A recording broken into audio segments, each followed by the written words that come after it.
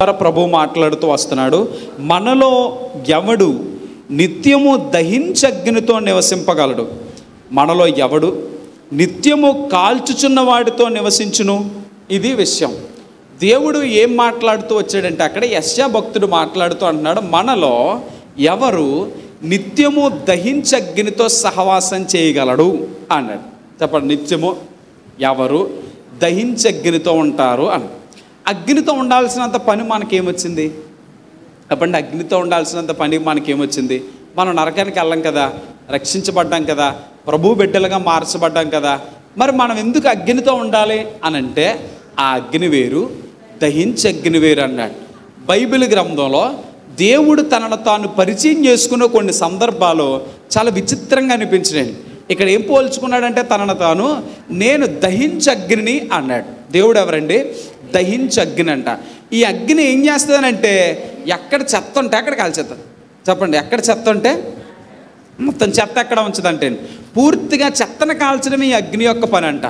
కాబట్టి ఇలాంటి దహించగ్నితో నివసించాలంటే చాలా కష్టంగా ఉంటుంది. చెప్పండి, ఇలాంటి దహించగ్నితో నివసించాలంటే చాలా కష్టంగా ఉంటుంది. ఇప్పుడు వాస్తవానికి ఒక ఉదాహరణ చెప్తాను. ఎలా అంటేనండి, చూడండి, ఎప్పుడైనా మిర్చిరి, బూందీ ఇలాంటి బండ్లు చేసేవాళ్ళు ఉంటారు కదా, ఎదర స్వీట్ స్టాల్ ఉంటుంది, చాలా అందంగా కనబడుతుంటుంది. మనకి వెనకాల అలా ఉంటుందా? చెప్పండి, వెనకాల అలా ఉంటుందా? పనిచేసే పనులు అలా ఉంటారు అందులోని. అవునండి, మసెట్టేసాలకి మొత్తం వేడికి అంటారు. ఆ ఎదర షాపులో ఫ్యాన్ ఎడతాడు, ఏసీ ఎడతాడు కాబట్టి పావు గంట నుంచి స్వీట్ కొనుక్కుంటాం. మరి వెనకాలకు మనం 2 నిమిషాలు పంపాడు అనుకోండి, ఉండగలం మన లోపల. బేకరీ వెనకాల ఎలా ఉంటుందండి? బేకరీ వెనకాల ఎప్పుడైనా డోర్ వేసేసి ఉంచుతాడు. అవునంటే మన బిట్టు వరకు కూడా డోర్ వేసేస్తాడు. ఒకవేళ పొరపాటున ఇలా డోర్ తీసుకొని వెనక్కి చూసామంటే నల్ల మాడిపోయినట్టు ఉంటుందా ఆ గదంతా. కారణం ఏంటంటే లోపలంత వేడి ఉంటుంది, అంత సెక ఉంటుంది. మరి మనకి ఇంత మంచి స్వీట్లు ఎలా వస్తున్నాయి, ఈ రొట్టెలు గట్ట ఎలా వస్తున్నాయి అంటే, ఆ హీట్కి అలవాటు పడిపోయిన ఒక 4-5 ఉంటారు అందులో. అవునండి, వాళ్ళు ఎలా పనిచేస్తుంటారంటే, ఈ గిన్నె అందు మీదకి మనం క్లాతలు ఎట్టి మారుతుంటే వాళ్ళు చేతులతో మరిచేస్తుంటారు. వాళ్ళ చేతులు అలా పనిచేస్తుంటాయి. మొన్న ఒకసారి ఏమైందంటే, ఒక చోట ఏజెన్సీలో సువార్త చేస్తుంటే అక్కడ మొత్తానికి భోజనం వండుకోవాలి. మేము అందరం భోజనం వండుతున్నారు. భోజనం వండుతుంటే ఇంత అన్నంగిని పెట్టి వార్చడానికి అన్నమాట. వార్చడానికంటే అప్పుడే పొయ్యి మీద అలా మండుతుంది, ఇలా తీసి పక్కకు వార్చాలి. నేను దానికి ఒక గుడ్డ కట్టేసి ఇలా ఏలాడగట్టాను. ఇంకో పాస్టర్ గారు అటు గుడ్డ కట్టేసి ఇలా ఏలగొట్టారు. ఒక ఆవిడ ఉందండి, ఒక ముసలావిడ, ఇలా గిన్నెట్టుకుని అంత కాలిపోతారు కానీ చేతితో అట్టుకుని 3 నిమిషాలు ఉందండి ఖచ్చితం. ఇలా పట్టుకుని ఇలా లేపేసింది అంతే. అందులోకి ఇలా లేపేసి మొత్తం అది వాల్చే వరకు మాకేమో సెక చేతులు కాలిపోతున్నాయి. ఆవిడ గిన్నె ఎలా పట్టుకుని లేపేసింది. అంటే ఆవిడ యొక్క శరీరం ఆ తత్వం ఏమైందనంటే గిన్నెలను కూడా వేడిని కూడా తట్టుకోగలిగినట్టుగా మార్చబడ్డారు. కాబట్టి ఆవిడకి పెద్ద చేతికి ఏమనిపించలేదు. ఇప్పుడు దేవుడు ఏమంటున్నాడంటే, ఇక్కడ మీలో ఎవడు నిత్యము దహించగ్నితో సహవాసం చేయగలడు అన్నాడు. మన దేవుడు ఆషామాషి దేవుడు కాదని నేను ఇందాక చెప్పాను మీకు. మన దేవుడు పాపంతో బ్రతికే దేవుడు కాదు. మనం ఆరాధిస్తున్న దేవుడు పాప సంబంధమైన క్రియలతో నివసించేవాడు కాదు. ఏదో నేను మనిషిలాగా డాన్స్ చేస్తానో, నేను మనిషితోనే ఉంటానో అని చెప్పినాడు కాదు. నేను పరిశుద్ధుని గనక మీరు పరిశుద్ధంగా ఉండండి అని చెప్పిన దేవుడు. నేను అగ్ని లాంటోండి అని చెప్పిన దేవుడు. తన సేవను సరిగ్గా చేయలేని 2 సేవకులు ఎక్స్ట్రాలు చేస్తే ఆ పెట్టిన అగ్నితోనే 2 కాల్ చేసిన దేవుడండి. అంత రోషం కలిగిన దేవుడు. ఇప్పుడు మరి ఆయనతో నివాసం చేయాలంటే ఎలాగా? ఆయనతో ఫ్రెండ్షిప్ చేయాలంటే ఎలాగా? ఇప్పుడు ఒక ఎస్ఐ ఉన్నారండి, ఒక పోలీస్ స్టేషన్కి ఎస్ఐ. ఆయన లంచాలు తీసుకునే వ్యక్తి అనుకోండి, కింద కానిస్టేబుల్ కూడా లంచం తీసుకునేవాడు అనుకోండి, వీళ్ళిద్దరికి సరిపోద్ది కరెక్ట్గా. అవునా కాదండి? ఎందుకు సరిపోద్ది అంటే, ఈయన అడగకపోయినా ఈయన తీసుకుపోతాడు, ఈయన అడగకపోయినా ఈయన పేరు చెప్పి ఈయన అట్టుపోతుంటాడు. ఇద్దరు సరిపోయారు కాబట్టి. పైన ఉన్న ఎస్ఐ చాలా స్ట్రిక్ట్. ఎంత స్ట్రిక్ట్ అంటే చిల్లిగా అవ్వకూడదు, నాకు వద్దు, నాకు ఉన్న జీతంతోనే పని చేస్తాను, తేడా వస్తే ఊరుకొని అంటున్నాడు. ఎక్కడ ట్రాక్టర్లు కనబడితే అక్కడ సీజ్ చేస్తున్నాడు, ఎక్కడ అన్యాయం జరిగితే అక్కడ సీజ్ చేస్తున్నాడు. కానీ కిందనున్న కానిస్టేబుల్కి మాత్రం ఆశ ఎక్కువ. ఎక్కడ రూపాయి దొరికితే ఆ రూపాయి చేబురెట్టేస్తున్నారు. ఇప్పుడు వీళ్ళిద్దరికీ సెట్ అవుతుందా? అసలు అవుద్దండి. అసలు ఈ ఎస్ఐ ఏమో ఈ కానిస్టేబుల్ సంబరపడిపోతున్నాడు. ఇక్కడ మనకు 1,00,000 రూపాయలు వస్తాయి అనుకుంటున్నాడు. ఎస్ఐ అంటున్నాడు, 1 రూపాయి తీసుకోను, అసలు ఈ కేసును ఉత్తినే వాదించి ఉత్తినే నడిపిస్తాను అంటున్నాడు. ఎలా ఉంటుందంటే అస్సలు సెట్ అవ్వదండి. ఈ కానిస్టేబుల్ అందరికీ ఎలా ఉంటుందంటే అక్కడ ఈ ఎస్ఐ ఎప్పుడు మారిపోతాడా, ఎప్పుడు ట్రాన్స్ఫర్ అయిపోతాడా, ఎప్పుడు ఇక్కడి నుంచి వెళ్ళిపోతే మన పనులు సాగుతాయి అనుకుంటాం. ఎందుకంటే చెత్త, చెప్పండి, చెత్త అగ్నితో ఉండలేదు. చెప్పండి, చెత్త అగ్నితో ఉంటుందా? సెట్ అవ్వదు చెత్తకి అగ్నికిని. ఇక్కడ దేవుడు అదే చెప్తున్నాడు. మానవులమైన మనం ఎలా పడితే అలా ఉంటే దేవుడితో మనం కలిసి ఉండలేము. దేవుడితో మనం సహవాసం చేయాలంటే, మనం ఆయనతో పాటు కలిసి ఉండాలంటే ఎలా పడితే అలా ఉంటూ దేవుడు నాతో పాటు ఉన్నాడండి అని చెప్పుకోవడం ఇది నాది భ్రమ అంతే, ఇంకా అంతకుమించి ఏమీ లేదండి. ఎందుకంటే దేవుడు అక్కడ కొన్ని విషయాలు మాట్లాడుతూ వచ్చాడు. దహించగ్ని కలిగిన దేవుడితో నువ్వు ఉండాలి అని అంటే ఉండగలం. ఆయన మనతో ఉండాలనంటే, మనమందరం కలిసి ఉండాలనంటే, ఇప్పుడు నాకు ఏసై తెలుసండి, ఎలా ఉంది? ఏసైకి నాకు తెలీదు. ఇది ఎలా ఉంది? నేనేమో అందరితో ఏసై ఏసై అంటున్నాను. ఏసై అన్నాడు, ఎవరు నువ్వు అన్నాడు ఒకరోజు వచ్చి. ఎలా ఉంటుంది? అందరూ అంటారు, మొన్నటి వరకు ఏసై మీకు తెలుసు అన్నారు కదండి అంటాడు. అవును, నేను కరెక్ట్గా అని చెప్పాను, నాకు తెలుసు అన్నాడు కానీ నేను తెలుసు అన్నానా అన్నాడు అనుకోండి. ఎలా ఉంటుంది? అది బాగుంది అసలు. ఇప్పుడు మనందరం ఏమనుకుంటున్నామంటే, అవును ఏసయ్య ఏసై ఏసై అంటున్నాం. ఏసై అన్నాడు, ఎవరు మీరు అంటున్నారు. ఎవరు మీరు? ఎలా పడితే అలా ఉంటే ఏసై పిల్లలం అవుతాం మనం? ఎలా పడితే అలా జీవితే ఏసై బిడ్డలు అని చెప్పుకోవడానికి మనం అర్హులం అవుతామా? అవ్వం. అందుకే ఏసై అంటున్నాడు, మీరు నాతో పాటు కలిసి ఉండాలంటే, నేను మీతో పాటు కలిసి ఉండాలంటే మనిద్దరం ఏకంగా ఉండి, అదిగో అక్కడ చూసుకున్నాం కదా, ఆ ప్లస్గా అవ్వాలనంటే, నీ జీవితం ఆశీర్వాదాస్పదంగా మార్చబడాలనంటే కొన్ని విషయాలు అక్కడే చెప్పారు చూడండి. ఇంక మనం పేపర్లు కూడా తిప్పాల్సిన పని ఉండదు. 33వ అధ్యాయం 15వ వచనం చదువుతున్నాను చూడండి.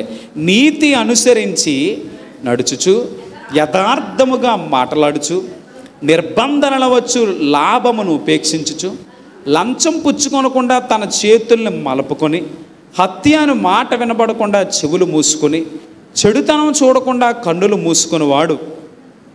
అక్కడ వరకు చాలండి అండి.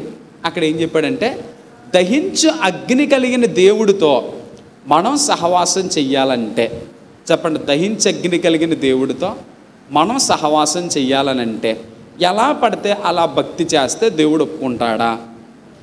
దహించు అగ్ని అన్నాడు. హల్లెలూయా. ఇక్కడ రూపం ఉండదు, ఓన్లీ మాటలే ఉంటాయి. చెప్పండి, ఇక్కడ రూపం ఉంటుందా? రూపం లేదండి. అహరోనుకి 2 కుమారులు ఉంటే ఆ 2 కుమారులు కూడా వేరొక అగ్ని తీసుకొచ్చి దేవుడు కొన్ని లక్షణాలు కోరుకున్నాడండి. ఎలాగంటే, నాకు ఈ సంబంధించిన చెక్కతో వచ్చిన అగ్నే ఇవ్వమన్నాడు. లేదా ఈ విషయంలో వచ్చిన అగ్నే తీసుకొచ్చి చెయ్యండి అంటే ఈ చెక్కతోనే చెయ్యండి, ఈ నిప్పులే వాడండి అని అంటే వీళ్ళు అనుకున్నారంట ఏదోటి అగ్ని వేసేది కావాలి, కానీ ఏ అగ్ని అయితే ఏటని పక్క చెక్కలు తీసుకొచ్చి అగ్ని వేసారంట. అంటే వీళ్ళు లెక్క ఏంటంటే దేవుడు తీసేసుకో అన్నారంట. తీసేసుకో అంటే తీసుకోలేదు. అక్కడ ఈ అగ్ని వేసిన వాళ్ళు ఇద్దరిని తగలెట్టేసాడు. జనాలు అందరూ చూసి ఆశ్చర్యపోయి తగలెట్టేసాడండి అనుకుంటే, దేవుడు అన్నాడు, నేను చెప్పింది కాకుండా మీరు ఇంకోటి ఎందుకు చేశారని అడిగాడు. అది లెక్క అది. అందుకే దేవుడు చెప్పాడు, మనం దహించగ్ని కలిగిన దేవుడితో ఉన్నాం. ఈరోజు మరి ఎందుకండి మనం ఇన్ని తప్పులు చేస్తున్నా దేవుడు ఊరుకుంటున్నాడు అని అంటే, ఇది కృపాకాలం. చెప్పండి, ఇది ఏ కాలం? కృపాకాలంలో ఉన్నాం. ధర్మశాస్త్రంలో ఉంటే చర్చిలో చెప్పడానికి నేను ఉండను, వినటానికి మీరు లేరు, ఎవరూ లేవు ఇక్కడ. ఎందుకనంటే ఒకటే తప్పు, ఒకటే దెబ్బ, ఇంకా అంతే. తీర్పు ఏదైనా ఉంటే పట్మని కొడిసేవాడు అంతే దేవుడు. అక్కడికక్కడ చర్చిలోనే సెలవు తీసుకునేవారు, చర్చిలోంచి తీసుకుపోయేవారు.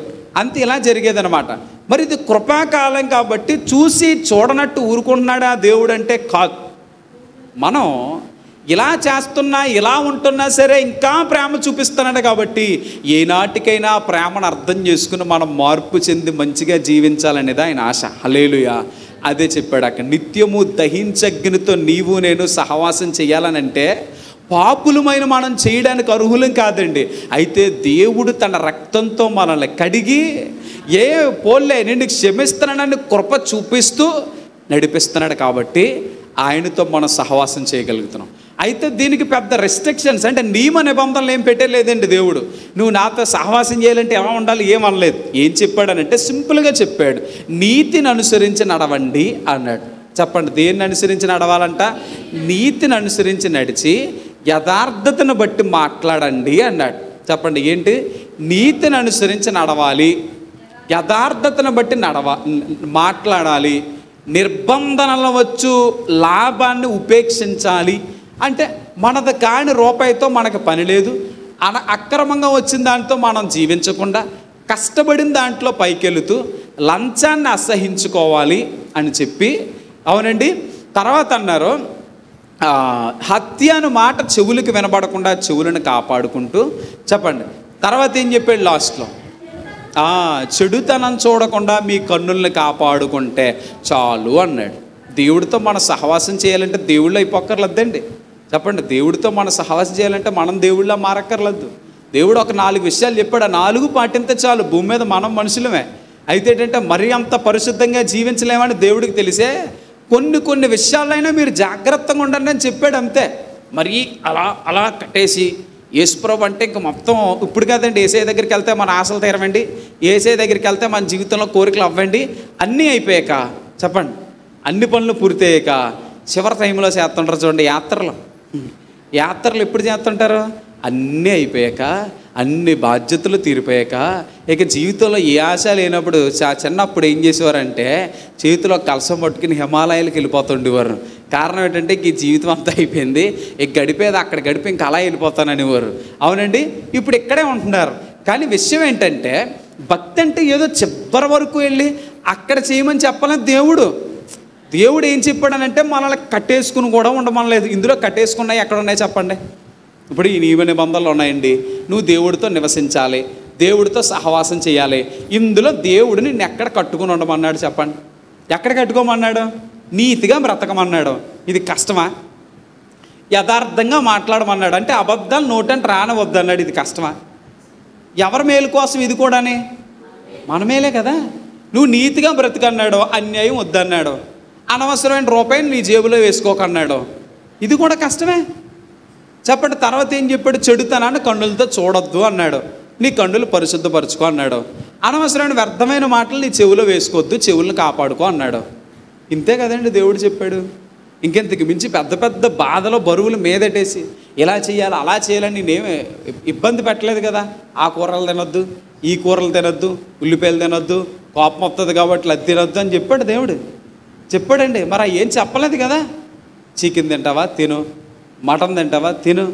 అది కూడా లెంట్లో మానేసే వాళ్ళు అంటారు, లెంట్లో ఎందుకు మానేయడం, తిను అన్నాడు యేసుప్రభు. అవునండి, నీకు తినాలంటే చికెన్ తిను, మటన్ తిను, నీకు నచ్చినట్టు తిను. హ్యాపీగా ఎక్కడికైనా విహారయాత్రకి వెళ్ళాలనుకుంటున్నావు వెళ్ళు, సంతోషంగా బీచ్కి వెళ్ళి సంతోషపడాలనుకుంటున్నావు వెళ్ళు, లేదంటే ఏదైనా కొనుక్కోవాలనుకుంటున్నావు కొనుక్కో, పని చేసుకోవాలనుకుంటున్నావు చేసుకో. అయితే ఇవన్నీ నీకు నచ్చినట్టు హ్యాపీగా ఉంటూనే ఇప్పుడు చెప్పిన ఒక 5 ఉన్నాయి చూడండి, ఈ 5 నువ్వు నమ్మకంగా ఉండన్నాడు. హల్లెలూయా. ఇది పెద్ద భారం కాదండి. కానీ చాలామంది యేసుప్రభుని ఒక మత కుల సంబంధించిన దేవుడిని పక్కన పెట్టేసి ఇది మన వల్ల కాదండి. ఎందుకనంటే అందరూ నీతిని వదిలేసి బ్రతుకుతుంటే, అందరూ అబద్ధాలు ఆడుతూ మోసాలు చేస్తూ బ్రతుకుతుంటే ఇంకా నేను ఎలా నీతిగా బ్రతకగలనండి, అందుకని నేను వాళ్ళతో కలిసిపోయానండి అని అన్నాను. చాలామంది ఇలా అనుకుంటున్నారు. ఉందనండి, ఉండాలని అనుకున్నానండి, కానీ ఇంక అందరు ఇలాగ ఉన్నారు కదండి, మరి నేనెందుకు ఇలా ఉండలేక ఇంక అందులో పడిపోయానండి, వాళ్ళతో కలిసిపోయానండి అని అన్నారు. నా వల్ల కావట్లేదండి అంటున్నారు. కరెక్టే, ఓకే, మీ వాదనలోనికి నేను వచ్చేస్తాను. అవునండి, అందరూ పడిపోతున్నారు కాబట్టి నేను పడిపోయాను. అందరూ అబద్ధాలు ఆడే బ్రతుకుతున్నారు కాబట్టి, చాలామంది పాస్టర్ గారులు కూడా అబద్ధాలు ఆడే సేవ చేస్తున్నారు కాబట్టి నేను కూడా అబద్ధాలు ఆడుతున్నాను. అవునండి, చాలామంది క్రైస్తవులు సైతం ఇష్టానుసారంగా బ్రతుకుతున్నారు కాబట్టి ఇంకేం చేయలేక నేను కూడా బాప్తిసం తీసుకున్న కొత్తలో నేను దేవుడి కోసం ఉండాలనుకున్నానండి. కానీ పరిస్థితులన్నీ చూసాక ఏమైపోయాను, నేను కూడా అలాగే మారిపోయానండి. ఇంక దేవుడే క్షమించాలి, ఇంక దేవుడే అన్నారు. సరే బాగానే ఉంది. మీ చుట్టుపక్కల వాళ్ళు అందరూ 10 మంది కూడా 10 లక్షలు విలువ చేసే 10 కార్లు కొనుక్కున్నారు. అర్థమైందండి నేను చెప్పింది? 10 మంది 10 లక్షలు విలువ చేసిన కార్లు 10 కొనుక్కున్నారు. మీరు కొనండి ఒకటే. అప్పుడేమంటాం తెలుసా, వాళ్ళంటే డబ్బు ఉంది కాబట్టి కొనుక్కున్నారు 10. మనం ఎందుకు కొనుక్కుంటామండి? మన జీవితానికి ఇది చాలండి, సైకిల్ మన జీవితానికి ఈ బండి చాలండి. నేను మాత్రం వాళ్ళ వెళ్తే మనకెందుకండి, మనం మాత్రం ఏం చేద్దాం జారం. మీ చుట్టుపక్కల వాళ్ళందరూ ఒక 3 అంతస్తుల మేడ మొత్తం అందరూ కట్టేసుకున్నారు. మీరు ఒక్కరే 1 అంతస్తులో ఉన్నారు. మీరు అయ్యండి ఒక 3, అప్పుడు ఇలా అనుకుంటాం, మనం ఎక్కడ వేయగలమండి, మన జీవితం అంతలా పరుగులెట్టేయగలమా, ఏదో ఉన్నదానితో సంతృప్తి కలిగి అలా వెళ్ళిపోతామండి ఈ బిల్డింగ్లో చాలు. అవునండి, మరి మీ చుట్టూ ఉన్న వాళ్ళందరూ మోసం చేస్తుంటే వాళ్ళ గొడవ నాకెందుకండి, నేను పరిశుద్ధంగా ఉంటానని అనలేకపోతున్నామే. అర్థమైందండి నేను చెప్పిన విషయం? ఈ చుట్టూ ఉన్న వాళ్ళందరూ అబద్ధాలు ఆడుతుంటే వాళ్ళలాగే నేను ఆడేస్తేనే పైకి వెళ్ళిపోతామని అనుకునే కంటే వాళ్ళు ఎలాగెళ్తే నాకెందుకు, నా దేవుడు అబద్ధాలు ఆడొద్దని చెప్పాడు కాబట్టి నేను ఎలా ఉంటానని అనుకోవట్లేదే. వాళ్ళ బండి కొంటే మాత్రం సామర్థ్యం లేకపోతే ఆగిపోతున్నాం, వాళ్ళ కారు కొనుక్కుంటే సామర్థ్యం లేకపోతే తగ్గించేసుకుంటున్నాం, వాళ్ళ పెద్ద ఇల్లు కట్టుకుంటే సామర్థ్యం లేకపోతే డౌన్ వచ్చేస్తున్నాం, వాళ్ళు మోసం చేస్తే మాత్రం నేను ఉన్నాను అంటున్నాం, వాళ్ళు అబద్ధాలు ఆడుతుంటే మరి అందరూ ఆడుతున్నారు కాబట్టి నేను ఆడుతున్నాను అంటున్నావు. ఇది ఎక్కడ న్యాయం చెప్పండి? ఇది న్యాయంగా ఉందా? ఇది న్యాయంగా ఉందా? మరి ఇది కదా న్యాయం అంటేనే. వాస్తవంగా మనం మాట్లాడుకున్నదే న్యాయం అంటేనే. ఆ విషయాల్లో మాత్రం స్థాయి సామర్థ్యం మాట్లాడుకుంటున్నాం, బలం బలహీనతలో మాట్లాడుకుంటున్నాం. పరిశుద్ధంగా ఉండే విషయంలో నువ్వు ఎందుకు ఉండలేకపోతున్నావు? దేవుడి కోసం నిలబడే విషయంలో ఎందుకు ఉండలేకపోతున్నావు? అప్పుడెందుకు కాంప్రమైజ్ అయిపోతున్నావు? ఒక చిన్న అబద్ధం నీకు అప్పటికి సంతోషాన్ని ఇస్తుందేమో, కానీ మీరు గుర్తుపెట్టుకోండి, అది రానున్న రోజుల్లో చాలా నష్టాన్ని తీసుకొస్తుంటుంది. ఎంతకంటే ఇప్పుడు చెప్పిన అబద్ధం రేపు మర్చిపోతాం. తెలుసండి, ఇప్పుడు చెప్పిన అబద్ధం ఏమవుతా? ఇప్పుడు ఈ చెల్లి ఉందండి, నీకు మార్కులు ఎన్ని వచ్చినాయి అమ్మా స్కూల్లో? 100కి 98 వచ్చినాయి అన్నారు. ప్రోగ్రెస్ రిపోర్ట్ లేదనుకోండి. వాళ్ళ డాడీ రేపు సాయంత్రం ఎప్పుడు నీకు మార్కులు ఎన్ని వచ్చినాయి అంటే, అవును ఎంత వచ్చినాయి, నేను ఎంత చెప్పుంటానో, ఎన్ని ఆలోచన చేయాలి. బంధువులు ఎవరో ఒక వారం రోజులు పోయాక నీకు ఎన్ని మార్కులు వచ్చినాయమ్మా అని అడిగారు, అప్పుడు మర్చిపోతాం. ఎందుకంటే అబద్ధం అప్పటికే గుర్తుంటుంది, 3 రోజుల తర్వాత గుర్తుండదు. ఈ దేవుడు అదే చెప్తున్నాడండి, నువ్వు ఏం చేయక్కర్లేదు, పెద్దగా కష్టపడిపోక్కర్లేదు, పెద్దగా ఇబ్బంది పడాల్సిన పనేం లేదు, నీతిగానే ఉండు చాలు. ఏం చెప్పాడండి? నీతిగా ఉండు, నీతిగా నీ జీవితాన్ని సాగించు. నీ చుట్టూ ఉన్న వాళ్ళందరూ పాడైపోయి ఉండొచ్చు, నీ స్నేహితులు అందరూ చెడిపోయి ఉండొచ్చు, నువ్వు పని చేస్తున్న చోట అందరూ కూడా వ్యతిరేకలై ఉండొచ్చు, ఇష్టానుసారంగా ఉండొచ్చు. కానీ దేవుడు ఏమంటున్నాడంటే, నీకు ఉండలేని అంటున్నావు కాబట్టి, ఉండలేకపోతున్నాను అంటున్నావు కాబట్టి ఒక నోవాహు గారిని తీసుకో అన్నాడు. ఎవరండి? ఒక నోవాహు గారిని తీసుకో. భూమిని దేవుడు చూసాక భూమి అంతా చెడిపోయి ఉంటే మొత్తం అందరినీ జలప్రలయంతో ముంచేయాలనుకున్న టైంలో నోవాహు ఒక్కడ కనబడ్డాడంట. ఎలాగా? దేవుడు దృష్టిలో నిందలేని వాళ్ళ మంచోళ్ళ కనబడ్డాడంట. విచిత్రం అనిపించిందండి. ఒక వీధి అంతటికి ఆయన ఒక్కడే కనబడితే బాగుంటుంది, ఈ వీధి అంతటిలో చాలా మంచోళ్ళండి అని చెప్పుకోవడానికి. యావత్ ప్రపంచం అంతటి మీద ఆయన ఒక్కడే ఉంటే ఎలా ఉంది? అది ప్రపంచం అంతా పాడైపోయిందండి. ప్రపంచం అంతానే, దేవుడు సృష్టించిన భూమి అంతా పాడైపోతే ఒక్కడు ఎలా బ్రతకగలిగాడు దేవుడి కోసం? ఒక్కడు ఎలా ఉండగలిగాడు యథార్థతతో? ఒక్కడు ఎలా ఉండగలిగాడు తప్పులు చేయకుండానే? తనుంటూ తన కుటుంబాన్ని అంతటిని ఎలా కంట్రోల్ చేసుకోగలిగాడు? ఎలా కాపాడుకోగలిగాడు పాపం అంటకుండానే? దేవుడు అదే చెప్తున్నాడు. ఇలాంటి లక్షణాలు మనం ఒకవేళ కలిగి ఉన్నాం అనుకోండి, సమాజానికి చేతగాని వ్యక్తిలాగా, సమాజానికి ఎందుకు పనికిరానోళ్ళలాగా, సమాజానికి అసలు మనలో రోషం లేనట్టుగా చిత్రీకరించేసింది సమాజం. చెప్పండి, అవునండి? ఇలాంటి లక్షణాలు ఉంటే సమాజంలో అవును ఎవరైనా గౌరవిస్తున్నారా? ఇలాంటి లక్షణాలు కలిగిన వాళ్ళని ఎవరినైనా ప్రేమిస్తున్నారా? ఇలాంటి లక్షణాలు కాదు, ఈ రౌడీలా ప్రవర్తించాలి, అడ్డు వచ్చిన నల్ల 2 ఉతికేస్తూ ఉండాలి. ఆడప్పుడు సమాజంలో ఏమవుతున్నాడు? హీరో అవుతున్నాడు. ఈయన మోసం చేసి ఆడిని మోసం చేసి ఆడిని అన్యాయం చేసి ఈయన అన్యాయం చేస్తే ఆ వ్యక్తి సమాజం దృష్టిలో ఎవరో హీరో అంటున్నారు. కానీ దేవుడి దృష్టిలో ఆ వ్యక్తి పెద్ద జీరో అండి. కానీ నీతి యథార్థత ఎవ్వరు పట్టించుకున్నా పట్టించుకోకపోయినా దేవుడు చూస్తున్నాడన్న ఒక మంచి గుణంతో మనం ఉండగలిగితే దేవుడికి ఆ లక్షణాలు నచ్చుతాయండి. హల్లెలూయా. ఎందుకంటే మనకి ఈ భూమి శాశ్వతం కాదు, మన పట్టణం పరలోకం అన్నాడు. హల్లెలూయా. చెప్పండి, మన పట్టణం ఏంటంట? పరలోకం. ఇది ఈ భూమి మీదకి మనం పరదేశులుగా వచ్చామంతే.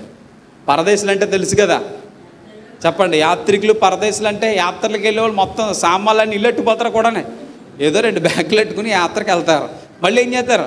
యాత్ర ముగియగానే అమ్మ అయిపోయింది అమ్మ అని చేసి బ్యాగ్ కట్టుకుని, ఏ బ్యాగ్ కట్టుకెళ్ళారు ఆ బ్యాగ్ కట్టుకుని ఇంటికి వస్తారు, లేకపోతే లేదనుకోండి, మొత్తానికి ఇంటికి చేరుకోవాలి ఇక్కడికి. అవునా కదా? యాత్రికులం పరదేశంలో అంటే వెళ్ళడం రావడం కూడా ఒక చిన్న బ్యాగ్ కట్టు. మనం యాత్రికులం పైనుంచి ఇక్కడికి వచ్చాం, ఇక్కడ ఎన్నో సంపాదించవచ్చు, ఎన్నో పోగేసి ఉండొచ్చు, కానీ ఇక్కడ నుంచి వెళ్ళేటప్పుడు అక్కడి నుంచి అలా వచ్చాము, ఇక్కడ నుంచి అలా వెళ్తాం. కాబట్టి మనం బ్రతికే లక్షణాలు మనుషుల కోసం బ్రతకూడదు, దేవుడు చూస్తున్నాడని బ్రతుకుతాం. హల్లెలూయా. నేనున్న లక్షణం దేవుడికి నచ్చితే చాలు. ఎవరికి నచ్చాలి? దేవుడికి నచ్చాలి. నేను యథార్థుణ్ణి, నేను యథార్థపరుణ్ణి అనుకోండి, మీ ఎవరికి నచ్చకపోవచ్చు, కానీ యథార్థతను చూసే దేవుడికి నచ్చితే చాలు. హల్లెలూయా. ఇక్కడ మనం అదే ఆలోచించాలి. నువ్వు నీతిగా వెళ్తున్నావా, నీ పక్కన వాళ్ళకి నచ్చకపోవచ్చు. నువ్వు నీతిగా ఉంటున్నావా, నీ చుట్టుపక్కల వాళ్ళకి నువ్వు ఇష్టం ఉండకపోవచ్చు. నువ్వు ఆటంకంగా కనబడవచ్చు, కానీ నీతిని వదలొద్దు. నువ్వు యథార్థంగా ఉన్నావా, నీ ఇరుగు పొరుగు వాళ్ళకి ఇష్టం ఉండకపోవచ్చు, కానీ వదలొద్దు. దేవుడు అదే చెప్తున్నాడు. అంటే లంచం అనే మాట మనం ఎత్తకూడదంట. ఎందుకు చెప్పాడో చెప్పమంటారా? లంచం అనేదంటే అండి దేశాన్ని నాశనం చేస్తుంది అన్నాడు. లంచం అనేదంటే అండి అధికారి కన్నులకు గుడ్డితనం కలగజేస్తుందట. అంతే చూడండి, లంచం తీసుకున్నాడంటే ఆ వ్యవస్థ నాశనం అయిపోయినట్టే. అవునా కాదండి? లంచం తీసుకుంటే ఆ వ్యవస్థ ఏమైపోయినట్టు? నాశనం. ఇప్పుడు మన దేశం సగం నాశనం అయిపోవడానికి కారణం ఏంటంటే లంచగొండితనం కదా. దేవుడు ముందే చెప్పాడు. తర్వాత ఏం చెప్పాడు?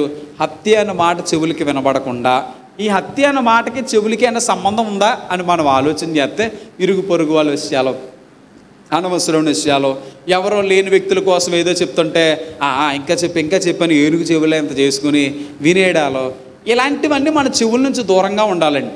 చెడుతనం చూడకుండా మన కన్నుల్ని కాపాడుకోవాలి. ఈ లక్షణాలు ఉంటే చాలంట. దేవుడు ఏం చెప్పాడంటే, నువ్వు ఆయనతో నివసించడానికి అర్హుడు అయిపోతాం. చెప్పండి, ఏమైపోతాం? మనం ఆయనతో కలిసి ఉండడానికి అర్హులం అవుతాం. ఇప్పుడు ఆయనతో కలిసి ఉన్నాం, ఆయన దగ్గరికి వెళ్ళిపోయాం. మైనస్ లాంటి మన జీవితం ప్లస్ నిలువు గీతని ఏసే దగ్గరికి వెళ్ళిపోయింది. ఇప్పుడు మనం ఆయన కలిసిపోయాం. ఇప్పుడు ఇలాంటి లక్షణాలతో మనం ఉంటే లోకం మనల్ని అందరినీ తీసుకెళ్ళి ఆ పక్కన కూర్చోబెడతదేమో, కానీ ఇలాంటి లక్షణాలు కలిగిన వ్యక్తిని దేవుడు ఎక్కడ పెడతాడో చూడండి. ఇలాంటి లక్షణాలు కలిగిన వ్యక్తిని 16వ వచనం ఏమండి, ఆ ఉన్నత స్థలమున నివసించును. చెడుతనం చూడకుండా కన్నులు మూసుకునేవాడు ఉన్నత స్థలములో ఉంటాడు. హల్లెలూయా. చెప్పండి, ఇలాంటి లక్షణాలు కలిగి ఉంటే మొట్టమొదటిగా దేవుడు ఎక్కడ పెడతాడంట? చెప్పండి, ఎక్కడ పెడతాడంటే అండి ఉన్నతంగా పెడతాడంట. పర్వతముల్లోని శిలలు అతనికి కోట ఎగును, తప్పక అతనికి ఆహారం దొరుకును, అతని నీళ్లు అతనికి శాశ్వతముగా ఉండును అన్నాడు. హల్లెలూయా. అంటే ఈ భూ సంబంధమైన ఆశీర్వాదాల కోసం మాట్లాడాడు అక్కడ. ఫస్ట్ నువ్వు ఎక్కడ దీవించబడతావంటే ఈ భూమి మీద దీవించబడతావు. ఎలా దీవించబడతావంటే ఇలాంటి లక్షణాలు కలిగి నువ్వు ఉన్నావా, ఉన్నతంగా ఉంటావు అన్నాడు. హల్లెలూయా. చెప్పండి, ఎక్కడ ఉంటారంట? ఉన్నతంగా ఉంటారు. ఉన్నతంగా దేవుడు పెడతాడండి. ఇలాంటి లక్షణాలు మనుషులకు నచ్చక మనం ఏదో మూలకు తోసేయచ్చు, కానీ దేవుడు అంటున్నాడు ఇలాంటి లక్షణాలు కలిగిన యోసేపును తీసుకెళ్ళి పైన నిలబెట్టాడండి. హల్లెలూయా. ఎక్కడుంటే తన బిడ్డ కరెక్టో ఆ స్థానం దేవుడికి తెలుసు కాబట్టి అక్కడ కూర్చోబెట్టాడు. అలాంటి లక్షణాలు సైతానికి నచ్చక ఏం చేశాడనంటే భూమి మీద ఉన్నప్పుడు చెరసాల్లోకి పంపేశాడు. మరి దేవుడికి నచ్చినాయి కాబట్టి ఆ లక్షణాలు సింహాసనం మీదకి తీసుకెళ్ళాడు. కాబట్టి మనం ఎవరికి నచ్చుదాం? చెప్పండి, ఎవరికి నచ్చేలాగా బ్రతుకుదాం? మనుషులకి నచ్చేలా బ్రతుకుదామా? మనుషులు ఒకడు అంటాడు, అలా కాదురా, ఏదో చిన్నది అబద్ధం ఆడితే ఏం పోయిందంట, లేదంటే చిన్నది ఎలా చేస్తే ఏమైపోయిందని అంట, అందరు చేస్తున్నారు కదా, మరీ అంత ఏదోలాగా పరిశుద్ధుల్లా ఫీల్ అయిపోతావేటి? అసలు ఇక్కడ సీసీ కెమెరాలు ఉండకపోవచ్చు, సీసీ కెమెరా లాంటి దేవుడు చూస్తున్నాడు. చెప్పండి, ఈ సీసీ కెమెరా గుడ్డేసి ఏదో తప్పు చేయొచ్చు కానీ చెప్పండి, అవునా? ఇప్పుడు సీసీ కెమెరాలు ముందుకు వచ్చి దొంగలు ఏం చేస్తున్నారు అనుకున్నారు? ముందు మొహానికి ఏదో మాస్క్ కట్టుకుంటున్నారు, హెల్మెట్, ముందు గుడ్డ తీసుకొచ్చి సీసీ కెమెరా మీదకి వేస్తున్నారు. వేసేసి అప్పుడు మాస్క్ తీసేసి దొంగతనం చేస్తున్నారు. ఈ సీసీ కెమెరా ముయ్యొచ్చేమో కానీ ఆ సీసీ కెమెరా ముయ్యలేవండి. హల్లెలూయా. ఆ సీసీ కెమెరాకు ఉన్న పవర్ ఎంతో తెలుసా? సముద్రపు అగాధపు లోతుల్లోకి వెళ్ళినా నీవు అక్కడ ఉన్నావు అన్నాడు దావీదు. ఎక్కడ ఉన్నాడంట? అది సముద్రపు అగాధపు లోతుల్లోకి వెళ్ళినా అక్కడ ఒక కెమెరా ఉందంట, అంతరిక్షంలోకి వెళ్ళినా అక్కడ ఒక కెమెరా ఉందంట, ఎక్కడ దాక్కున్నా అక్కడ ఉన్నావు అన్నాడు. అంటే దానికి అంత పవర్ ఉంది. కాబట్టి ఎవరో చూస్తున్నారు, ఎవరో చూడట్లేదు కాదు. నేను నా దేవుడిని నమ్ముకున్నాను, నా దేవుడు నన్ను చూస్తున్నాడు కాబట్టి నేను యథార్థంగా జీవించాను, నేను పరిశుద్ధంగా జీవించాను. ఇది నా ప్రవర్తన, అంతే. నా ప్రవర్తన ఏం మారేవరా యేసు ప్రభువులోకి వెళ్ళి అంటే పేదరికం నుంచి మనం ఐశ్వర్యవంతులు కాకపోయి ఉండొచ్చు, కానీ నేను పాపిని, ఇప్పుడు నేను పరిశుద్ధంగా జీవించడానికి ప్రయత్నం చేస్తున్నాను. ఒకప్పుడు నాకు యథార్థత లేదు, ఇప్పుడు నేను యథార్థంగా ఉంటున్నానంటే దానికి యేసయ్య కారణం. ఒకప్పుడు నేను ఇష్టానుసారంగా మాట్లాడేవాడిని, ఇప్పుడు నేను మంచిగా మాట్లాడుతానంటే దానికి యేసయ్య కారణం. ఒకప్పుడు నేను ఎలా ఉన్నానో నాకు తెలుసు, ఇప్పుడు ఎలా ఉన్నానంటే యేసయ్య కారణం. ప్రవర్తనే గొప్ప సువార్త అయ్యి అనేక మందిని రక్షించడానికి కారణమైపోద్దండి. హల్లెలూయా. కాబట్టి యేసయ్య లక్షణాలు, కోరుకున్న లక్షణాలు మనం జీవించడానికి ప్రయత్నం చేస్తే ఆయన అన్న మొట్టమొదటి మాట, నిన్ను నేను ఉన్నత స్థలంలో పెడతాను. హల్లెలూయా. ఉన్నత స్థలంలో పెడతాడండి. ఒకవేళ మనకంటే ముందు అందరూ సెట్ అయిపోవచ్చు మోసాలు చేసి, మనకంటే ముందు అందరూ కూడా స్థిరపడిపోయి ఉండొచ్చు అబద్ధాలాడి, మనకంటే ముందు అందరూ గొప్ప స్థితిలోకి వెళ్ళిపోయి ఉండొచ్చు ఇష్టానుసారంగా నడిచి, మనం ఎక్కడున్న వాళ్ళం అక్కడే ఉండొచ్చు. కానీ వీళ్ళందరికంటే ఒక పై స్థాయిని దేవుడు ఇస్తాడు. హల్లెలూయా. వీళ్ళందరికంటే పై స్థాయిని ఇస్తాడు దేవుడు. కారణం చెప్పమంటారా? దావీదు మంచోడు కాబట్టి బేస్ సెటిల్ అవ్వలేదు. చెప్పండి. దావీదు మంచోడు కాబట్టి సెటిల్ అయ్యాడు బేగానే. దావీదు అన్నయ్యలో వాళ్ళు మంచోళ్ళో కదా మనకు తెలియదు, కానీ వాస్తవంగా వాళ్ళ ప్రవర్తన వేరే లెక్కలో. కాబట్టి వాళ్ళు ఫస్ట్ సెటిల్ అయ్యారు. వీళ్ళందరి మీద అధికారిగా దేవుడు దావీదు గారిని పైకి లేపాడు. హల్లెలూయా. మంచి వాళ్ళకి ఆయన మేలు చేసే దేవుడు, యథార్థవంతులకు మేలు చేస్తాడు. ఎంతటి కఠినమైన పరిస్థితి వచ్చినా మీకు దేవుడిచ్చిన యథార్థతను వదలకండి, మీకు దేవుడిచ్చిన నీతిని విడిచిపెట్టకండి. ఎలాంటి పరిస్థితి ఎదురైనా పర్లేదు, నేను ఆ దేవుణ్ణి పట్టుకున్నాను, నా దేవుడే నాకు దిక్కు. ఒకవేళ ఇక్కడ అబద్ధం ఆడితే 4 మెతుకులు పడతారు. అక్కడ చెప్పాడు, అక్కడ ఏం రాశాడో తెలుసా? అతనికి తప్పక ఆహారం దొరుకును అన్నాడు. హల్లెలూయా. యథార్థంగా ఉంటే ఏమవుతుందంట? నీతిగా ఉంటే ఏమవుతుందంటండి? ఆహారం దొరుకుతుందని రాయలేదు, తప్పకుండా అతనికి ఆహారం ఉంటుంది, అతని నీళ్లు అతని దగ్గరే ఉంటాయి అన్నాడు. హల్లెలూయా. అంటే ఈ భూమి మీద నువ్వు సంతోషంగా బ్రతుకుతావు, ఈ భూమి మీద నీకు సమృద్ధి ఉంటుంది, నీకు క్షేమం ఉంటుంది, నీ నీళ్లు నీ దగ్గరే ఉంటాయి, నీ ఆహారం కూడా తప్పకుండా ఉంటుందంట. ఎవరికి? యథార్థవంతులకి. మరి ఇష్టానుసారంగా బ్రతికిన వాళ్ళకి అప్పుడుకి దొరుకుతుంది, తర్వాత ఉండదు. చెప్పండి. అప్పుడుకి దొరుకుతుంది, తర్వాత ఉండదు. యథార్థంగా ఉన్నారనుకోండి, అప్పుడుకి ఉండకపోవచ్చు, కానీ నీకు తప్పకుండా దొరుకుతుంది అన్నాడు. హల్లెలూయా. తప్పకుండా నీకు సమృద్ధి ఇవ్వబడుతుంది, శ్రేష్టమైనది ఇవ్వబడుతుంది అన్నాడు. కాబట్టి మన జీవితం ఏం చేయాలంటే, యథార్థంగా మన జీవితాన్ని మనం నడిపించుకోవడానికి మనం ప్రయత్నం చేయాలి. ఈ భూమి మీద మనం యేసయ్యను నమ్ముకున్నందుకు ఏంటి సాక్ష్యాలు చెప్పడానికి, నేను ఇది కొనుక్కున్నానండి, అది పొందుకున్నానండి, నేను ఇలా డబ్బులు వచ్చినాయండి, ఇలా దీవించబడ్డాననే సాక్ష్యాలు మన జీవితానికి ఉన్నా లేకపోయినా పర్వాలేదు, కానీ నేను యేసయ్యను నమ్ముకున్న దగ్గర నుంచి యథార్థంగా బ్రతకాలనుకున్నాను, నేటికి అలాగే బ్రతుకుతున్నానండి అనే సాక్ష్యం అంటే చాలండి. హల్లెలూయా. అవతల వ్యక్తి సిగ్గుపడతాడు, నేను ఎందుకు అలా ఉండలేకపోతున్నాను, నేను ఎందుకు అలా జీవించలేకపోతున్నాను. కరాఖండిగా మాట్లాడాలి. అవునండి. ఏదో లుసుకున్నట్టు మాట్లాడకూడదు, ఏదో తప్పులు చేసిన వాళ్ళు లుసుకున్నట్టు మనం అంటేనండి అలాగండి ఇలాగే కాదు. నేను యేసయ్యను నమ్ముకున్నానండి, రాలేను. నేను యేసయ్యను నమ్ముకున్నానండి, ఈ థియేటర్కి వెళ్ళను. నేను యేసయ్యను నమ్ముకున్నానండి, త్రాగను. నేను యేసయ్యను నమ్ముకున్నానండి, ఈ మోసంలో నేను ఉండను. నేను యేసయ్యను నమ్ముకున్నానండి, ఈ అబద్ధ ప్రమాణాల్లో నేను ఉండను. నేను యేసయ్యను నమ్ముకున్నానండి, మీరు ఏం చేసుకుంటారో చేసుకోండి, నేను యేసయ్య కోసం ఉంటాను. ఇది దేవుడు నీ నుంచి నా నుంచి కోరుతుంది.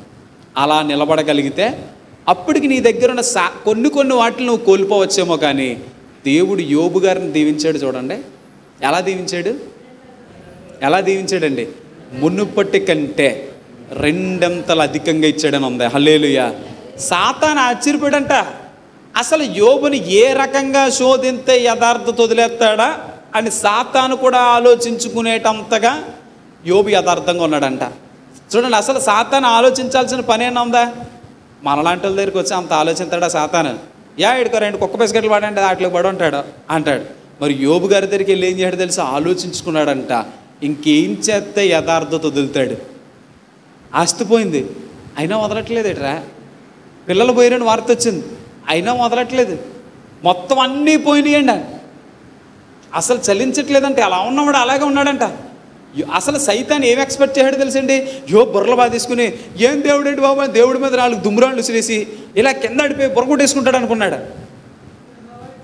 అంతమంది వచ్చి అన్ని వార్తలు చెప్పి ఒక్క రోజులో అన్నీ కోల్పోతే సాయంత్రం వరకు దుర్వార్తలు తప్ప మంచి వార్తలు వినబడిన చెవికి కనీసం దీనికి పడతాడు దీనికి పడతాడు దీనికి పడతాడు అంటే అన్నీ వినేసాక అన్నాడు. అయిపోయిందా అన్నాడు. ప్రస్తుతానికి అయిపోయిన ఈ రోజుకి అన్నాడు. అయితే ఓ మాట, అరే గుండు కొట్టండి అన్నాడు. గుండు కొట్టాడు. ఆ బూడిద వస్త్రాన్ని ఏంటమ్మా అన్నాడు. వేసేసుకున్నాడు. బూడిదలో కూర్చుని అన్నాడంట, దేవుడిచ్చాడు, దేవుడు తీసుకున్నాడు, ఆయనకే మహిమ కలగాలి కానీ మనం ఎంత అన్నాడంట. అసలు ఆ మాట అన్నాక సైతాన్ ఏమనుకుందంటే యోబు బొరగొట్టుకున్నాడు అనుకున్నాడు. సైతాన్ బొరగొట్టుకున్నాడంట. హల్లెలూయా. మరి అంతే మాటైనా సైతాన్ బొరబట్టేసుకున్నాడు. అసలు ఇది వచ్చే మాట కాదు, సెట్ అవ్వట్లేదు, ఈ రోజుకి అయిపోయింది. యోబు నువ్వు గెలిచావు, రేపు వస్తాననుకున్నాడు. వెళ్ళిపోయి మళ్ళీ దేవుడి దగ్గరికి వెళ్ళి మాట్లాడేసుకున్నారు ఇద్దరని. చూసావా ఎలా ఉన్నాడో అన్నాడు. సరేలే ఇంకొక అవకాశం అన్నాడు. సరే ప్రాణం నా చేతిలో ఉంది, మనిషి నీ చేతిలో ఉన్నాడు అన్నాడు. అప్పుడు వచ్చిందంట, తన శరీరం గోక్కోవడానికి కూడా గోల్డ్ సహకరించకపోతే చల్ల పింకులిట్టు గోక్కునేటంతగా మారిపోయాడంట. అంత వేదన శరీరం నుంచి వచ్చేస్తుంటే సైతాన్ అలా చూస్తున్నాడాను, ఏదోటను అనేదోటే అంటున్నాడు. అంటే భార్య వచ్చింది, భార్య రూపంలో వచ్చి శోధించాడు. ఇంకా వదలవా విశ్వాసం, దేవుడి మీద ఉమ్మేసే దేవుడి మీద అంటాడు అన్నాడు. అమ్మ అలా మాట్లాడకూడదమ్మా, తప్పుగా మాట్లాడక ఇక్కడి నుంచి వెళ్ళిపో అన్నాడు. ఆవిడ ఆశ్చర్యపోయింది. మళ్ళీ అన్నాడు, ఏమంటాడని సైతాన్ని ఎదురు చూస్తుందంటే ఇదే లాస్ట్, ఏమంటాడో చూద్దాం, అయిపోయింది, వదిలేసాడు అనుకుంటా. మళ్ళీ అన్నాడు, దేవుడు వాళ్ళని మేడే తప్ప కీడు అనిపించకూడదా? దేవుడికే మహిమ, మేలిచ్చినా తీసుకుంటాను, కీడిచ్చినా తీసుకుంటాను. మీరు నమ్మండి, సైతాను మళ్ళీ ఇంకా యోబు గారి ఇంటి చుట్టుపక్కల కూడా ఎక్కడ కనపడలేదండి. హల్లెలూయా. మళ్ళీ జీవితంలో ఎంటర్ అవ్వలేదు. కారణం ఏంటంటే అంత శ్రమ తీసుకొచ్చి పెట్టిన ఎలా ఉన్న యోబు అలాగే ఉన్నాడు, కానీ ఇంచు కూడా చలించలేదంటండి. యథార్థతకు ఉన్నంత ధైర్యం ఇంకా దేనికి ఉండదండి. హల్లెలూయా. యథార్థపరుడికి ఉన్నంత ధైర్యం, అనవసరంగా నా మీద శిక్ష పడినా, అనవసరంగా నా మీద నిందలు పడినా నాకు ధైర్యం ఉంది, నాకు నమ్మకం ఉందన్నాడు యోబు. హల్లెలూయా. ఆ నమ్మకమే దేవుడి మీద నిలబెట్టాడు కాబట్టి దేవుడే తన కోల్పోయిన దానికి 2 అంతలేసి తీసుకో యోబు అన్నాడు. అంతే. హల్లెలూయా. ఒకవేళ అంతటి వరకు వద్దు, కానీ చిన్న జ్వరం వచ్చింది అనుకోండి, మనం అయిపోయామే. బొర మంచానికి వేసి పెట్టేసుకుంటాం ఫస్ట్. అవునండి, ఈ జ్వరం, మా ఇద్దరు జ్వరం, వీధిలో అందరిని వదిలేసి నాకే రావాలా? మనం ఏంటనండి వెంటనే రియాక్ట్ అవుతుంటాం. ఎలా చెప్పమంటారా? చిన్న బలహీనత వచ్చిందనుకోండి, చిన్న శ్రమ వచ్చిందనుకోండి, పొరపాటు నేను రాత్రి పడుకుందాడు కూలింగ్ వాటర్ తాగేసి పొద్దున్నకు రొంప వచ్చింది అనుకో, ఏసయ్యా ఇది నాకే రావాలా రొంప అని ఫీల్ అయిపోతుంటాం. మరి ఎప్పుడైనా నువ్వు ఏదైనా కొనుక్కున్నప్పుడు కానీ, మీ ఇంటికి డబ్బులు వచ్చినప్పుడు కానీ, మీ జీవితానికి ఏదైనా పొందుకున్నప్పుడు కానీ, ఎందుకు ఏసయ్య నాకు ఇచ్చేస్తున్నావు, అందరికీ ఇవ్వంటావా? రానే, ఇవన్నీ నాయే మరి, అవునా కదండి? ఇదంతా నాది, మరి నా కష్టం అంటాం. శ్రమ వస్తే మాత్రం ఆవిడ లేదా మా ఇంటి పక్కన, ఎంతో దుర్మార్గురాలు, మరి ఆవిడకంటే కొంచెం కాస్త నేనే బెస్ట్ కదా, మరి నాకెందుకు వచ్చింది అనుకుంటాం. కాదు, ఇలాంటి పరిస్థితుల్లో నువ్వు అదే యథార్థతను కొనసాగించు, అదే నమ్మకత్వంతో ఉండు, అదే ప్రార్థనతో ఉండు. కష్టం రాకముందు ఏ భక్తి చేసావో, కష్టం వచ్చాక నీ భక్తి డబల్ అయిపోవాలన్నాడు. హల్లెలూయా. యోబు గారి భక్తి కష్టంలోనే డబల్ అయిపోయింది తెలుసండి. డబల్ దీవులు ఎందుకు పోనుకున్నాడంటే, స్నేహితులు వచ్చారంట. వాళ్ళ స్నేహితులు కాదు, చెప్పండి, వాళ్ళ స్నేహితులు కాదు, శత్రువులు కూడా కాదు, చెప్పండి, స్నేహితులు కాదు, శత్రువులు కాదు, పక్క నుండి మాత్రం కరెక్ట్ అయిన కత్తులు తీసుకుని యోబు పుండు మీద అలా గుచ్చేవారంట. ఇంకో ఫ్రెండ్ అలా కారం చెల్లేవాడంట. అలాంటి వాళ్ళు అనమాట. ఇలా పక్కన కూర్చుని, నీకు మొన్న చెప్పలేదు కానీ యోబు, నువ్వు చాలా దుర్మార్గుడివి అన్నాడంట. మరి నువ్వే కదరా మొన్న అంత పొగుడు అంటే, అప్పుడు అనుకో మరి నువ్వేమనుకుంటావో అని చెప్పలేదు. నువ్వు ఎంత దుర్మార్గుడో తెలుసా, నువ్వు ఎంత పాపివో తెలుసా, వాళ్ళకి ఇలా చేసో, వీళ్ళకి అలా చేసో, అలా చేసంటే యోబు ఆశ్చర్యపోయాడంట. ఆశ్చర్యపడ్డాడు. అరే నువ్వు ఎన్ని చెప్పుకుంటావో చెప్పుకో, నాకు మాత్రం ఏ భయం లేదు, నేను ఎలా బ్రతుకునో నాకు తెలుసు, నా దేవుడికి తెలుసు అన్నాడు. హల్లెలూయా. దేవుడికి తనకే తెలిస్తే చాలండి భక్తి. ఎవరికి మనం సాక్ష్యం చెప్పుకోకర్లేదు, చెప్పండి, ఎవరికి మనం నిరూపించుకోకర్లేదు. నువ్వు చేసే భక్తి నీకు దేవుడికి తెలిస్తే చాలు. నిన్ను హెచ్చించేది దేవుడే. హల్లెలూయా. నిన్ను నన్ను హెచ్చించేది ఆయనే. ఉన్నత స్థలంలో పెడతాడు. అతని ఆహారం అతనికి తప్పకుండా ఉంటుంది, అతని నీళ్ళు అతని దగ్గర ఉంటాయి. ఈ భూమి మీద నీ దీవెనని బీట్ చేసేవాడు ఉండడండి. అంటే బీట్ చేయడం అంటే నీకంటే ఎక్కువ డబ్బులు సంపాదించవచ్చేమో, నీకంటే ఎక్కువైనా కొనుక్కోవచ్చేమో, కానీ నీలాంటి సంతోషం ఇంకెవరికి రాదు. హల్లెలూయా. నీలాంటి ఆనందం ఇంకెవరు అనుభవించలేరు. 3 అన్నాడు, పర్వతంలోని శిలలో అతనికి కోటగా ఉంటాయి అన్నాడు. పర్వతంలో శిలలు ఎలా ఉంటాయంట? పర్వతంలో రాళ్ళన్నీ అతనికి రక్షణ కంచిగా ఉంటాయి అన్నాడు. అతని ఇల్లు రాళ్లతో ఉంటుంది అన్నాడు. రాయిని ఎవరైనా ఢీకొట్టగలమా? అలా ఉంటావు నువ్వు, నీ మీదకి ఎవరో రారు, అంత భద్రత ఇస్తాను నీకు అన్నాడు. ఇది ఇహ సంబంధమైన దీవెన. ఎవరికి? యథార్థంగా ఉండి పాపాన్ని అసహించుకుని దేవుడికి ఇష్టంగా బ్రతికే వాళ్ళకి. మరి పరసంబంధమైన దీవెన ఏంటో చెప్పమంటారా? అక్కడ రాయబడ్డది చూడండి. పరసంబంధంగా అన్నాడు, అలంకరించబడిన రాజును నీవు కన్నులారా చూచెదవు, బహుదూరమునకు వ్యాపించుచున్న దేశము నీకు కనబడును అన్నాడు. హల్లెలూయా. ఈ మాట చెప్పి నేను ఒక 5 నిమిషాల్లో ముగిస్తాను, జాగ్రత్తగానండి. ఇహ సంబంధంగా ఇలా దీవించబడతాం కదా, మరి పరసంబంధంగా మనం వెళ్ళినప్పుడు అన్నాడు, అలంకరించబడిన రాజును నువ్వు కన్నులారా చూస్తావని. హల్లెలూయా. ఇది జరిగే సత్యం. ఎందుకంటే ఒక రాకడ సమయం వస్తుంది మన జీవితంలో. అప్పుడు నీ కోసం నా కోసం అలంకరించబడిన రాజులాగా, పెండ్లి కుమారులాగా యేసయ్య తన సమూహంతో ఈ భూమి మీదకి వస్తాడో నువ్వు చూస్తావు అన్నాడు. హల్లెలూయా. ఎవరు చూస్తారు? చెడుతనం తన కన్నులతో చూడకుండా ఉన్న కన్నులకి యేసయ్యను చూసే కన్నులుగా మారుస్తాడంట. హల్లెలూయా. యేసయ్యను చూస్తావు, నువ్వు యేసయ్యను చూస్తావు. మనం ఒకవేళ అప్పుడు చనిపోవచ్చు, ఈ లోకంలో లేకపోవచ్చు, కానీ ఏం చెప్పాడు ఆయన? ఆ టైం వచ్చేటోడికి సమాధులు తెరవబడతాయి, మహిమ దేహాలు వస్తాయి, ఆయన రావడం మనం చూస్తామన్నాడు. హల్లెలూయా. మరి మిగిలిన వాళ్ళ పరిస్థితి ఏంటంటే మట్టిలో కలిసిపోతారు. ఇంకంతే వాళ్ళ జీవితం, ఇంకా పైకి లేవరు వాళ్ళ జీవితం. కానీ నీవు నేను అన్నాడు, అలంకరించబడిన రాజు రావడం చూస్తావు. నీ కోసం బహుదూరంగా కట్టబడుతున్న పట్టణాన్ని నీకు కనబడుతుంది చూడు, అక్కడికి చేరుకుంటామన్నాడు. హల్లెలూయా. యథార్థతకున్న గొప్పతనం ఏంటో చెప్పమంటారా? నువ్వు దేవుణ్ణి చూడడం మాత్రమే కాదు, పరలోకంలో నీ కోసం కట్టబడుతున్న పట్టణంలో నువ్వు ఉంటావు అన్నాడు. హల్లెలూయా. ఈ భూమి మీద నువ్వు చేసే మంచి పనులు యథార్థమైనవి, నువ్వు ఆయన కోసం పెట్టే ఖర్చు, ఆయన కోసం పెట్టిన ప్రతి రూపాయి, నువ్వు ఆయన కోసం చేస్తున్న ప్రతి కార్యం, నీ కోసం ఒక పట్టణాన్ని కడుతున్నాడు అక్కడ యేసయ్య. ఆ పట్టణంలో నీకంటూ ఒక ఇల్లు కడుతున్నాడు. తెలిసిండి ఆ విషయం? నీకంటూ ఒక గృహాన్ని నిర్మిస్తున్నాడు ఆయన. ఆ గృహానికి రోడ్లు వేస్తున్నాడంట. ఏట్లు వేస్తున్నాడంటే రోడ్లు, తారు, చెప్పండి, సిమెంట్ ఏం కాదు, మన చెవులకి నెత్తికి మెడకి వేస్తాం చూడండి, వాటితోనే అక్కడ రోడ్డు వేస్తున్నాడంట. ఆ రోడ్డు మీద నడుస్తావు నువ్వు అన్నాడు. అందులో నీకు ఆ భాగ్యం ఉంటుంది అన్నాడు. నేను నాతో పాటు మరలా వచ్చి నేను తీసుకెళ్ళిపోయి అందులో పెట్టుకుంటాను.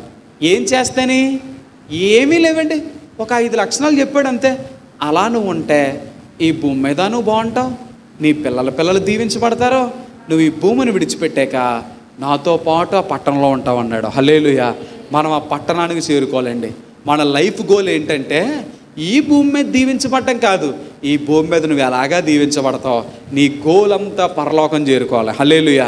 చెప్పండి, ఎంత భక్తి చేసి ఇంటి వెనకాల తెచ్చాడు అనుకోండి, ఏంటి ఇన్ని సముద్రాలు ఊది ఇంటి వెనకాల చెరువులో పడి తెచ్చిపోయాడంట.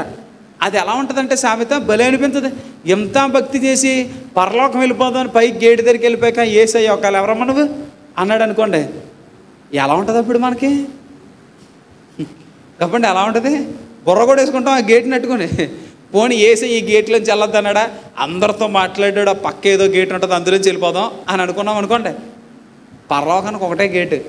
చెప్పండి, పరలోకానికి ఒకటే గేట్. వెళ్తే ఆ మార్గంలోంచి వెళ్ళాలి. పోనీ అక్కడైనా రికమెండేషన్లు ఉంటాయా? లంచం తీసుకుని లోపల తీసుకెళ్ళిపోయే వాళ్ళు ఎవరైనా ఉన్నారా?